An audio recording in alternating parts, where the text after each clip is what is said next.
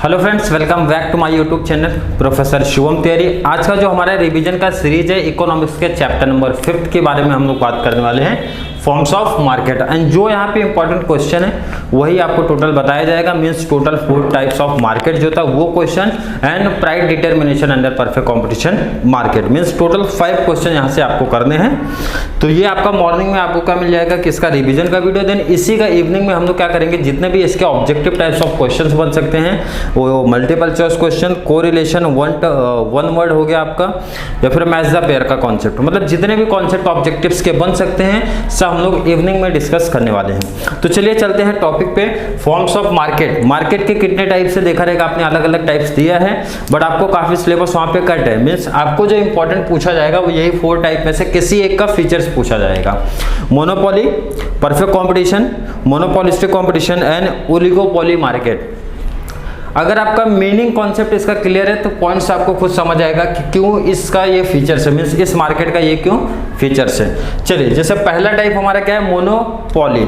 जो हमारा monopoly word है ये डिराइव्ड कहाँ से किया गया, ग्रीक वर्ड से डिराइव्ड किया गया है। Mono and poly. Mono means हमारा क्या होता है, सिंगल, एंड पॉली मीन्स क्या होता है हमारा सेलर। इसका मतलब मोनोपोली एक ऐसा मार्केट है जहाँ पे एक सिंगल सेलर हो सकता है। सिंगल सेलर होगा तो जैसे फॉर एग्जाम्पल मैंने लिखा है इंडियन रेलवे जो है गवर्नमेंट के हाथ में है, तो यहाँ पे ये जो है गवर्नमेंट अकेला सेलर है, वो जितना मीन्स सिंगल सेलर है, और बाकी हम लोग जो है वो कौन है, बायर है। अब जैसे हमारी जो लोकल ट्रेन है इसको क्या है, ये किसके हाथ में है, सेंट्रल गवर्नमेंट के हाथ में। जो हमारी सेंट्रल रेलवे होती है किसके हाथ में है, सेंट्रल गवर्नमेंट के हाथ में।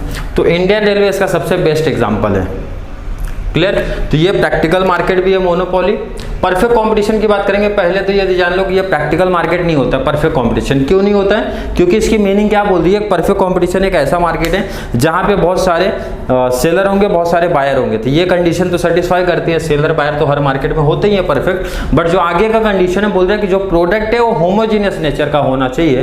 तो होमोजीनियस नेचर का आपने देखा रहेगा कि होमोजीनियस नेचर का पूरा प्रोडक्ट नहीं रहेगा। क्लियर है कि नहीं, प्रोडक्ट इनके होता भी है तो इसके कुछ ऐसे फीचर्स हैं जिसकी वजह से ये मार्केट मींस प्रैक्टिकल नहीं है। आगे से फीचर्स में देखेंगे कौन से ऐसे पॉइंट्स है जिसकी वजह से ये मार्केट प्रैक्टिकल नहीं है। नेक्स्ट बात करते हैं मोनोपोलिस्टिक कंपटीशन। सबसे रियलिस्टिक अगर पूछोगे मार्केट है, रियलिस्टिक में मोनोपोलिस्टिक, जो प्रैक्टिकल हम लोग ज्यादा देखते हैं। मोनोपोलिस्टिक कंपटीशन पहले बात करते हैं, इसको दिया किसने था, प्रोफेसर चैम्बरलिन ने दिया था। कौन से ईयर में दिया था, 1933 में दिया था। उनकी बुक का नाम क्या था, थ्योरी ऑफ मोनोपोलिस्टिक कंपटीशन। जो कॉन्सेप्ट उन्होंने दिया था मोनोपोली का, थ्योरी ऑफ मोनोपोलिस्टिक कंपटीशन से दिया था। क्लियर है। मोनोपोली का अगर मीनिंग की बात करूं तो मीनिंग में सिंपल सा बोला गया है कि अगर मैं ये दोनों मार्केट का प्लस कर दूं, means monopoly and perfect competition को प्लस कर दूं, मर्ज कर दूं, तो जो एक न्यू मार्केट क्रिएट होगा उसको बोलते हैं मोनोपोलिस्टिक कंपटीशन। और ये जो हमारा मार्केट है, कौन सा मार्केट है, कौन से टाइप में आएगा, तो मोनोपोलिस्टिक कंपटीशन में आएगा।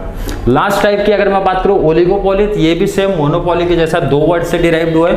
एक हमारा ओलिगो, दूसरा हमारा पॉली। ओलिगो मीन्स होता है फ्यू एंड पॉली मीन्स होता है सेलर। मतलब एक ऐसी मार्केट जहां पे कुछ सेलर है, कुछ seller means less than 10 seller. कितना, लेस देन 10 सेलर। तो यहाँ पे जैसे एग्जांपल सीमेंट कंपनी जो हमारी हो गई, सीमेंट कंपनी आपने कितना सुना रहेगा, 2, 4, 5 ऐसा सुना रहेगा।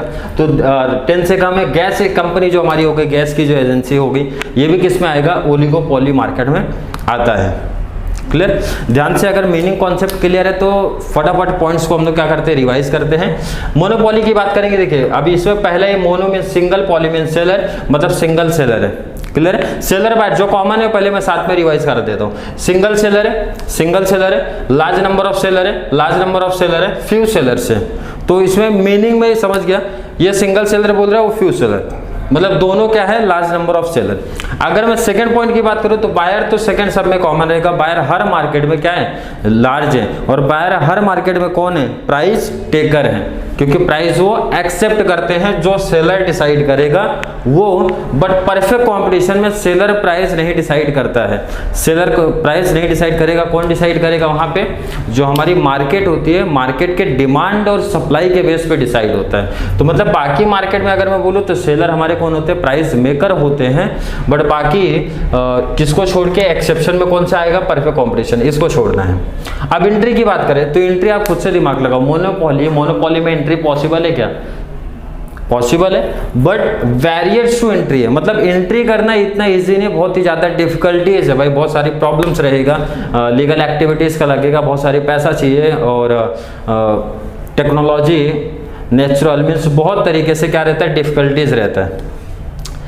परफेक्ट कंपटीशन फ्री एंट्री बोल रहा है, मोनोपोलिस्टिक कंपटीशन फ्री एंट्री बोल रहा है, तो ओलिगोपोली मार्केट भी वेरियस टू एंट्री बोल रहे हैं, मीन्स वेरियस, यहाँ भी डिफिकल्टीज है एंट्री करने के लिए मार्केट में। क्लियर हो गया? देखो पॉइंट्स जो कॉमन है पहले मैं साथ में करा रहा हूँ। इंडियन मोनोपोली में सेलिंग कॉस्ट लगती है क्या? सेलिंग कॉस्ट मीन्स ऐड वगैरह का पैसा लगेगा क्या? बिल्कुल नहीं लगेगा, no selling cost. Perfect competition भी बोल रहे हैं नो सेलिंग कॉस्ट, बट ये दोनों मार्केट बोल रहे हैं सेलिंग कॉस्ट लगेगा। मोनोपोलिस्टिक कंपटीशन का जैसा बताया, देखो हमारा जितने भी कोल्ड ड्रिंक वाले हैं, थम्स अप हो गया, पेप्सी हो गया, ड्यू हो गया, इतना सब आपने देखा रहेगा, सबका ऐड कराया जाता है और बड़े पैमाने पे ऐड कराते हैं, मतलब सेलिंग कॉस्ट बहुत ज्यादा है। सीमेंट कंपनीज का देखो, सीमेंट का भी आपने ऐड देखा रहेगा टीवी पे, तो मतलब यहाँ भी सेलिंग कॉस्ट इन्वॉल्वमेंट होती है, सेलिंग कॉस्ट यहाँ भी लगेगी।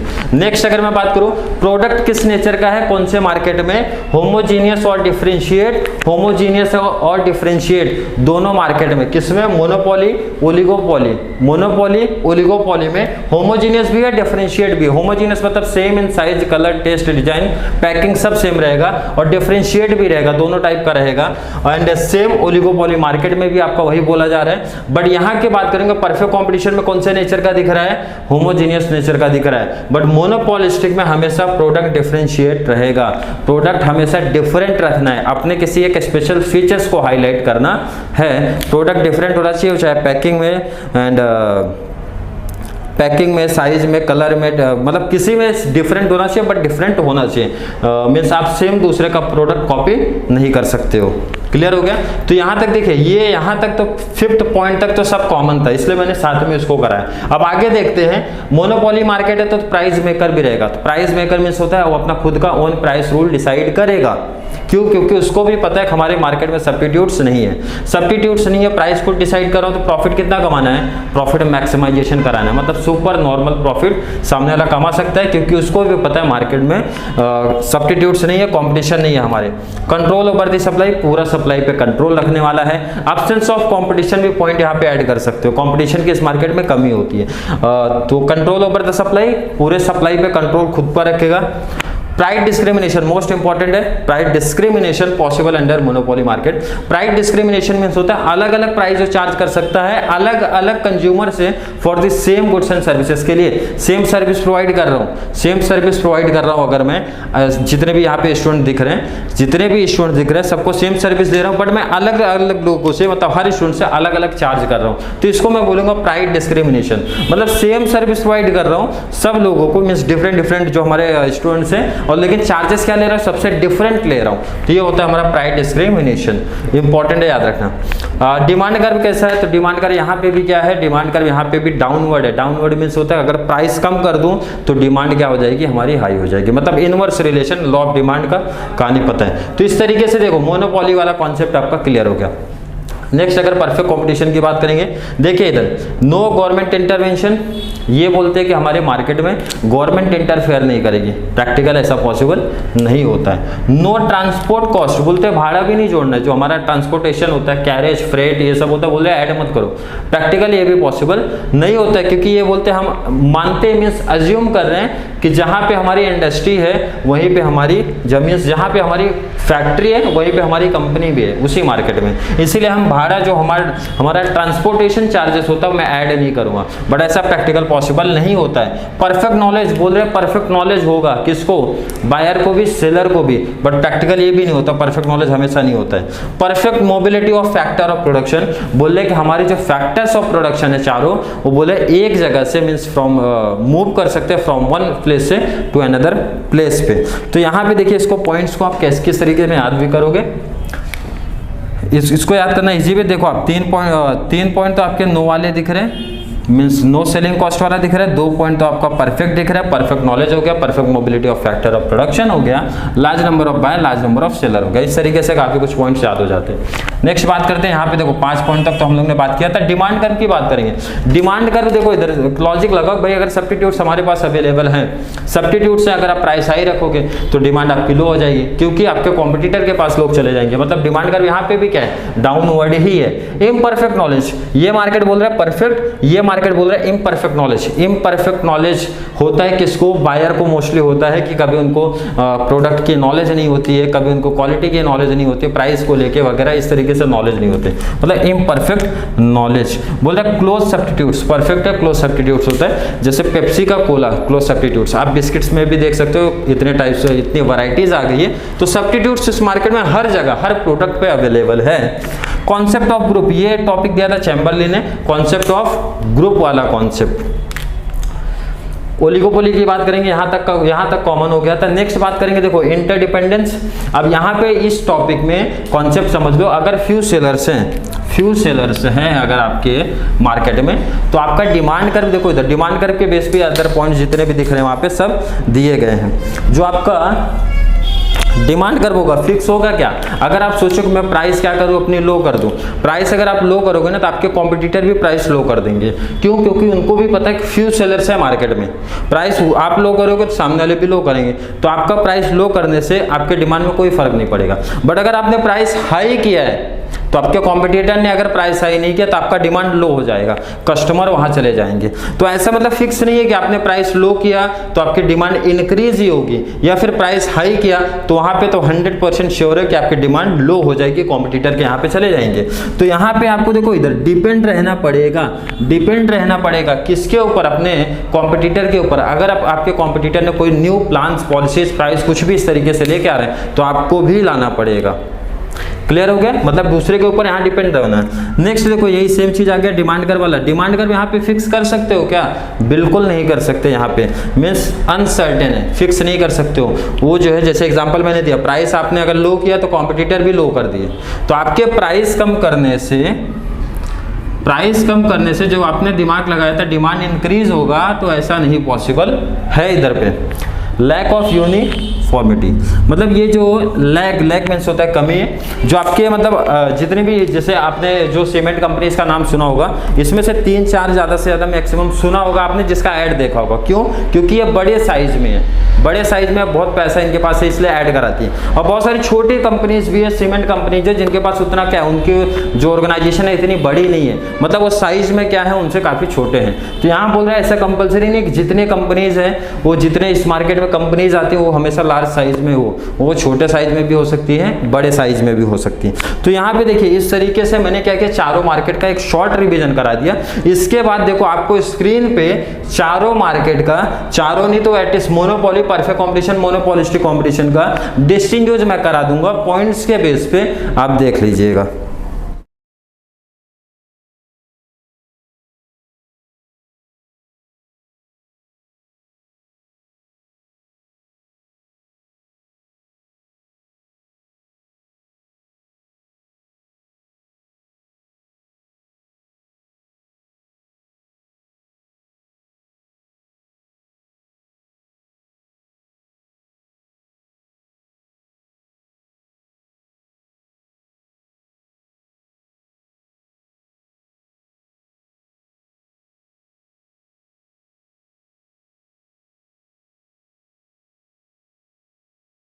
चलिए टॉपिक के लास्ट क्वेश्चन पे चलते हैं। Price determination under perfect competition market. 8 marks का क्वेश्चन आपका बनता है, 4 मार्क्स का क्वेश्चन आपका बनता है ये वाला। अगर 8 मार्क्स का क्वेश्चन आपका बना तो इसको देखो प्रेजेंटेशन कैसे देना है आपको, वो देखिए। फर्स्ट आपका मीनिंग रहेगा, क्लियर, मीनिंग किसका, परफेक्ट कंपटीशन का। एक शॉर्ट मीनिंग रहेगा उसका, ज़्यादा डिटेल नहीं, शॉर्ट में लिखना है। देन हमारा इक्विलिब्रियम प्राइस क्या होता है वो बताना है। थर्ड देन हमारा शेड्यूल होगा, शेड्यूल को एक्सप्लेन करना है। लास्ट हमारा डायग्राम होगा और डायग्राम को एक्सप्लेन करना है। क्लियर। चलिए पहले शेड्यूल को हम लोग समझ लेते हैं, शेड्यूल डायग्राम को, उसके बाद आपको किस तरीके से लिखना है मैं आपको यहाँ पे ऑलरेडी बता दूंगा। देखिए इधर जो परफेक्ट कंपटीशन मार्केट आपने बोला देखा, परफेक्ट कंपटीशन में मैंने क्या बताया, जो प्राइस डिटरमाइन होता है on the basis of market demand and market supply के बेस पे।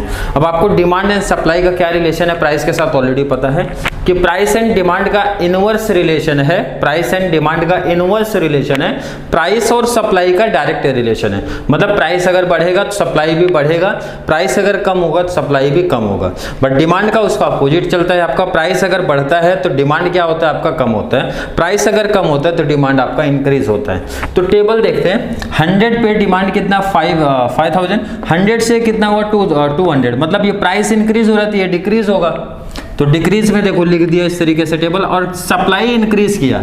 अब इसका मतलब क्या होता है, देखो इधर जब आपका प्राइस 100, आपने अपने प्रोडक्ट का प्राइस एग्जांपल लो, मार्केट का प्राइस 100 रखा था, तो मार्केट में डिमांड उसकी कितनी हो रही थी 5000, बट मैं सप्लाई कितना कर रहा था 1000 कर रहा था। इसका मतलब मार्केट में शॉर्टेज हो जाएगा, शॉर्टेज होगा क्योंकि पब्लिक डिमांड तो 5000 कर रही है, बट मैं सप्लाई कितना कर रहा हूँ 1000, मतलब जो हमारा डीडी इस केस में है इज ग्रेटर देन सप्लाई, मतलब डिमांड ज्यादा है बट सप्लाई में कम कर रहा हूँ। अगर मैंने प्राइस 200 रखा तो पब्लिक डिमांड कितना कर रही है 4000, बट मैं सप्लाई कितना कर रहा हूँ 2000, बट 2000 का आपका यहाँ पे भी शॉर्टेज हो जाएगा। क्लियर है। नेक्स्ट अगर मैं बात करूं 300 पे 3000 की डिमांड है और 3000 की सप्लाई है, मतलब मार्केट में कोई सामान ही नहीं बच रहा, जैसे पब्लिक डिमांड की मैंने सप्लाई किया, पब्लिक ने परचेस किया, मींस डीडी हमारा इस केस में क्या दिख रहा है आपको इक्वल दिख रहा है। क्लियर हो गया। नेक्स्ट बात करूं 400 अगर मैं प्राइस और हाई करता हूं तो डिमांड मार्केट में कितना है 2000, मैं सप्लाई कितना कर रहा हूं 4000 की, मतलब 2000 का माल जो है गुड्स से हमारा मार्केट में अभी भी एक्स्ट्रा पड़ा है, मतलब हमारा जो डीडी अब यहाँ पे कम हुआ, सप्लाई ज्यादा हुआ। लास्ट में भी यही हो रहा है, डीडी हमारा, तो देखो इधर अगर मैं इसमें से, अगर मैं ये दो में से, अदरवाइज ये दो में से प्राइस अगर कुछ इस तरीके से रखता हूं तो प्रॉपर मार्केट नहीं चलेगा। कैसे, अगर मैं 100 या फिर 200 रखता हूं तो मार्केट में डिमांड ज्यादा है और मैं सप्लाई कम कर रहा हूं, तो मार्केट में मतलब प्रोडक्ट की शॉर्टेज हो जाएगी। समझ रहे कि नहीं। अगर मैं प्राइस हाई रखता हूं तो मार्केट में डिमांड उसकी कम हो रही है, मैं ज्यादा सप्लाई कर रहा हूं उधर पे, तो इसलिए एक ऐसा प्राइस रखो जहां पे दोनों इक्वल हो जाए, मैं जितना मार्केट में डिमांड है उतना ही मैं सप्लाई कर रहा हूँ। तो ये जो 300 है यहाँ पे इसी को बोला जाता है इक्विलिब्रियम प्राइस। इक्विलिब्रियम प्राइस में जहाँ पे हमारी मार्केट डिमांड इक्वल हो जाएगी मार्केट सप्लाई की।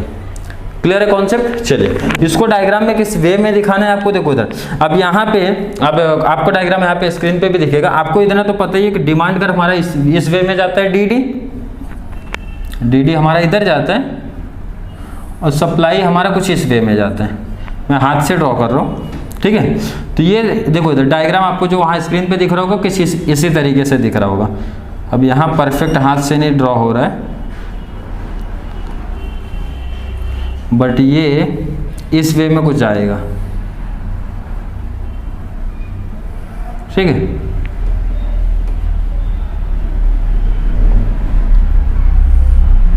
ऐसे ये हमारा डीडी और ये एसएस। क्लियर हो गया कि नहीं। तो ये देखो 300 पे ये दोनों इंटरसेक्ट होंगे, मतलब जहां पे इक्विलिब्रियम प्राइस होगा ना वहीं पे इंटरसेक्ट हो जाएंगे। क्लियर हो गया कि नहीं। तो यहाँ पे देखो इधर डायग्राम और शेड्यूल समझ गया। अब एक्सप्लेन देखो, एक्सप्लेन मैं रीड करता हूँ, आपको यहाँ सामने दिखेगा भी।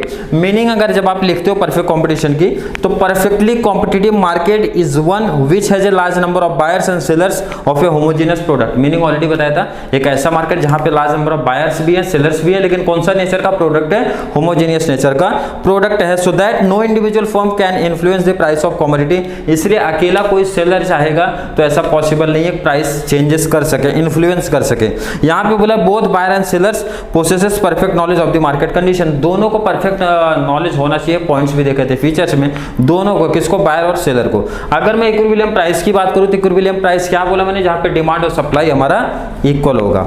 Equilibrium price is the price at which quantity demanded is equal to the quantity supplied. The price of the product under perfect competition is influenced by both the buyers and sellers and equilibrium price is determined by the interaction of demand and supply forces. Demand और supply forces के base पे ये जो price है वो decide की जाती है, ऐसा बोलना है। शेड्यूल बना देना है आपको, शेड्यूल को एक्सप्लेन भी करना है सेम जिस तरीके से आप एक्सप्लेन करते थे 1 2 3 4 पॉइंट करके। जब प्राइस आपका कितना दिख रहा है 100, तो आपकी डिमांड कितना थी 5000, सप्लाई थी कितना 1000, प्राइस मैंने इंक्रीज किया फ्रॉम 100 to 200, डिमांड हमारा डिक्रीज हुआ, सप्लाई हमारा इंक्रीज हुआ। 300 पे जहाँ पे quantity demand and quantity supply हमारा क्या हो जाता है, इक्वल हो जाता है, इसीलिए जो 300 प्राइस है वो हमारी इक्विलिब्रियम प्राइस हो जाती है। एंड अगर फर्दर फिर से प्राइस इंक्रीज करोगे तो डिमांड हमारा और कम होगा, सप्लाई हमारा और इंक्रीज होएगा, डी लेस हो जाएगा, एसएस हमारा ज्यादा हो जाएगा। डायग्राम को एक्सप्लेन कर दो कि एक्स एक्सिस पे क्या रिप्रेजेंट किया आपने, quantity demand and quantity supply, Y axis पे क्या रिप्रेजेंट किया आपने, price of the commodity. SS जो सप्लाई कर्व है कौन से नेचर का कर्व है, अपवर्ड है from left to right. DD का जो कर्व है कौन से नेचर का कर्व है, डीडी हमारा डीडी ऑलरेडी पढ़े हो डिमांड में downward from left to right. And जहां पे ये आपका पॉइंट्स डायग्राम आप देखोगे तो डायग्राम में यहाँ पे आपका डी ई लिख दिया गया है, ठीक है, यहाँ पे ई है आपका, तो ये हमारा क्या हो गया, ई मींस हो गया इक्विलिब्रियम पॉइंट हो गया, इक्विलिब्रियम पॉइंट। तो इस तरीके से आपको देखो मैंने बता दिया कि इसको प्रेजेंटेशन किस तरीके से देना, किस तरीके से लिखना है। तो यहाँ पे फॉर्म्स ऑफ मार्केट हमारा टोटल हो गया कंप्लीट, 4 टाइप के मार्केट भी पढ़ लिए और परफेक्ट कंपटीशन में कैसे प्राइस को डिटरमाइन किया जाता है वो भी हम लोगों ने देख लिया। तो चलिए मिलेंगे इवनिंग में आपका इसके ऑब्जेक्टिव टाइप्स ऑफ क्वेश्चन के साथ में।